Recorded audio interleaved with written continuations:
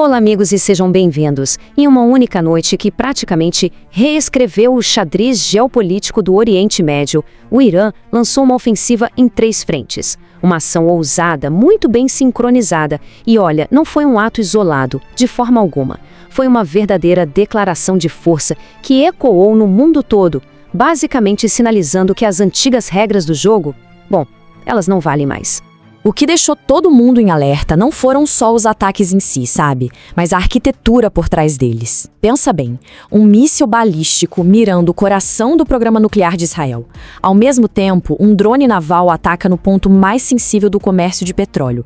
E para completar, uma emboscada fatal contra um soldado da OTAN. 3 atos de guerra executados com uma precisão que chega a ser assustadora.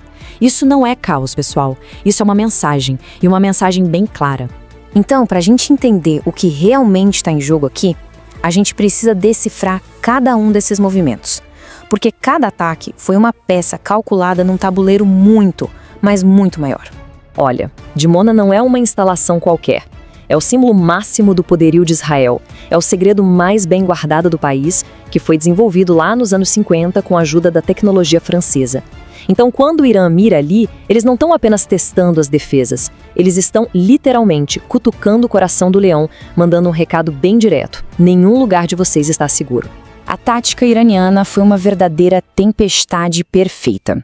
De um lado, você tem os mísseis hipersônicos Fatah, que são rápidos demais, capazes de manobras que desafiam os sistemas de defesa mais modernos. E do outro lado, o enxame de drones Shahed, que são lentos, baratos, mas vêm em um número absurdo, feitos para simplesmente saturar e confundir as defesas. É a combinação de força bruta com astúcia, forçando o inimigo a uma escolha praticamente impossível. E é aqui que a realidade de repente supera a ficção. O alcance que o Irã declarava ter era de 2.000 quilômetros, mas o alvo em Diego Garcia fica a quase 4.000. Essa demonstração de capacidade muda tudo. De repente, cidades como Atenas, Roma e até Berlim estão pela primeira vez ao alcance de Tera. O mapa estratégico da Europa acabou de ser completamente redesenhado. E a história desse míssil parece até coisa de filme de espionagem. Começou lá na Guerra Fria como um projeto soviético para submarinos. Depois foi parar na Coreia do Norte, que adaptou para ser uma arma terrestre com uma ajudinha de especialistas russos. E, finalmente, o Irã pegou essa tecnologia e aperfeiçoou, criando o Khorramshahr 4. É a prova de como a tecnologia de guerra viaja nas sombras, conectando os adversários do Ocidente. Mas por que Diego Garcia? Porque essa ilha remota é, na prática, o porta-aviões inafundável dos Estados Unidos no Oceano Índico. É dali que os Estados Unidos e o Reino Unido projetam seu poder sobre 3 continentes. Mirar em Diego Garcia, mesmo que o míssil não acerte o alvo em cheio, é como dar um soco na sala de comando do adversário. É uma demonstração audaciosa de alcance e de ambição. Só que os mísseis foram só o começo. O verdadeiro impacto dessa noite se espalhou como uma onda, sabe? Abalando os mercados globais e os corredores do poder no mundo inteiro.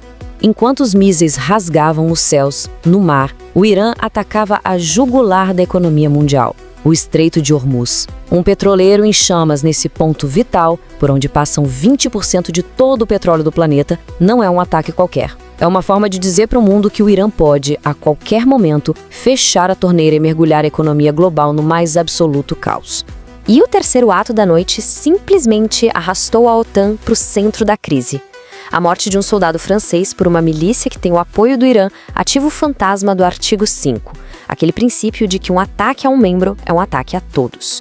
De repente, a Aliança Ocidental é forçada a encarar uma pergunta que preferiam evitar. Ela está disposta a ir à guerra por um incidente no deserto do Iraque?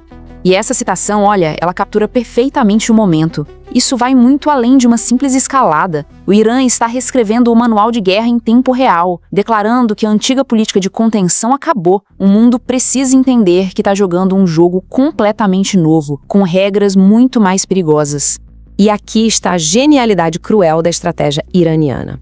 Eles forçam o inimigo a usar um interceptador de 30 milhões de dólares para derrubar um míssil que custa uma fração mínima disso. É uma guerra de desgaste econômico. O Irã sabe que não precisa vencer todas as batalhas no campo. Ele pode simplesmente levar seus inimigos à falência, esgotando seus caríssimos arsenais defensivos com ataques de baixo custo, até que, bom, não reste mais nada para se defender. Com o tabuleiro redesenhado e as regras quebradas, a pergunta que paira sobre o mundo é inevitável. Isso tudo é uma escalada sem retorno? Quem é que vai dar o próximo passo nesse caminho tão perigoso? Agora, todos os olhos se voltam para Israel. A sua doutrina militar exige uma resposta. Mas como responder? Qualquer retaliação direta corre o risco de ser a faísca que vai incendiar a região inteira. Com o petroleiro já em chamas, a OTAN em alerta máximo e o mundo, literalmente, prendendo a respiração. Porque uma retaliação não seria apenas contra o Irã, seria contra todo o seu eixo de resistência. O Hezbollah, com um arsenal de 150 mil foguetes apontados para Israel, os Houthis, capazes de fechar o Mar Vermelho e paralisar o comércio mundial, e as milícias, na Síria e no Iraque, prontas para desestabilizar ainda mais tudo. O Irã não luta sozinho, ele comanda um exército de sombras. E essa citação final nos deixa com uma verdade bem desconfortável. Talvez essa noite não tenha sido o ápice da crise, mas sim a cerimônia de fundação de uma guerra muito maior. As peças estão sendo colocadas no tabuleiro em tempo real, diante dos nossos olhos. A questão não é mais se o conflito vai se expandir, mas sim quando e quão longe essas chamas todas vão chegar.